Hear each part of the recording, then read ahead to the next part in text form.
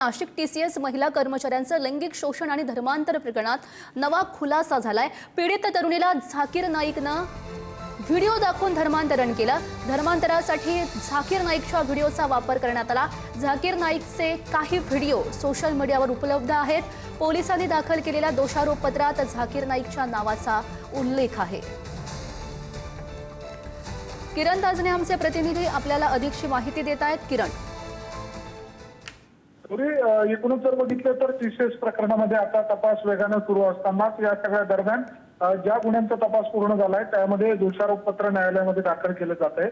जवळपास या टीसीएसच्या कंपनीतील महिला अत्याचार आणि लैंगिक शोषण प्रकरणामध्ये जवळपास 9 गुन्हे दाखल झालेले होते। त्यापैकी एक पुरुषाचा गुन्हा दाखल होता। अशा सगळ्या गुन्ह्यांच्या पार्श्वभूमीवर एक त्यामध्ये नवा खुलासा समोर आलाय, ज्यामध्ये पीडित तरुणीला झाकीर नाईकची व्हिडिओ दाखवून धर्मांतरण करण्याचा प्रयत्न झालेला आहे। अशा स्वरूपाच्या दोषारोप पत्रामध्ये उल्लेख करण्यात आलेला आहे। झाकीर नाईक हा धर्मप्रचारक म्हणून, वादग्रस्त व्यक्ती म्हणून संपूर्ण देशभरामध्ये परिचित आहे। सध्या तो परदेशामध्ये आहेत आणि भारतामध्ये त्याला बंदी देखील आहेत। अशा सगळ्या दरम्यान त्याचे व्हिडिओ धर्मांतरासाठी वापरले गेल्याचं या सगळ्या तपासातून समोर आलेलं आहे।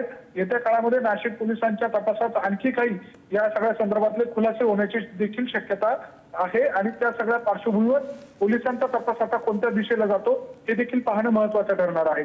गौरी, नक्कीच किरण, खरं तर चौकशीच्या अंती नेमकी काय माहिती प्राप्त होते हे बघणं अत्यंत महत्त्वाचं असेल। धन्यवाद दिलेल्या सगळ्या सविस्तर माहितीसाठी।